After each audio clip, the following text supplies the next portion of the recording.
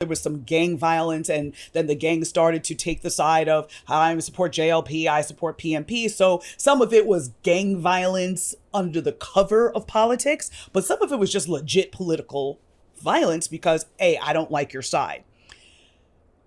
So Bob Marley played a role in this.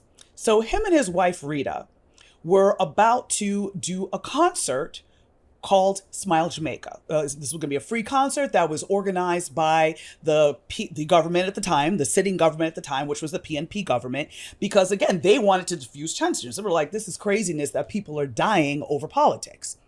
So he's set to go perform at this concert. But 2 days before, a gunman who assumed because he was performing at this concert that he was in support of PNP, this gunman went and tried to kill Bob Marley and Rita Marley. Came to his house, shot him up.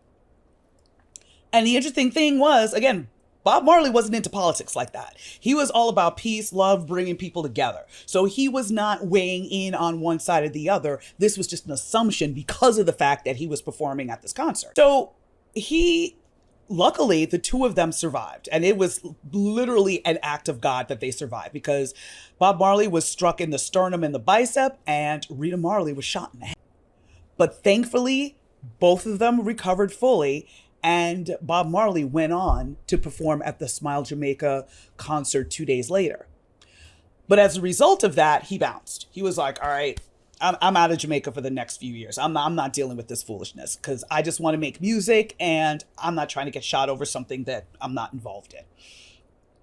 But he did come back 2 years later because two rival leaders, not political leaders, but more gang leaders, decided, hey, this is getting out of hand. Let's figure out a way to calm the tensions. I think Bob Marley could be the one to bring everyone together. So they asked him, and he was like, all right, fine, I'll come back. So April 22nd, 1978, Bob Marley had the One Love concert.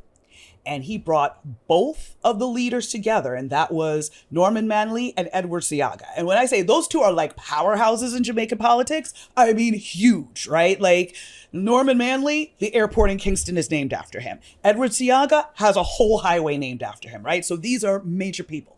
So he brought them both together on stage. Neither one knew that the other was going to be there. He brought them on stage and put their hands together in this show of unity, and the crowd went nuts. And this was something that was credited as the turning point, as number one, a major event in Jamaican history, but it was also heralded as a turning point in the violence.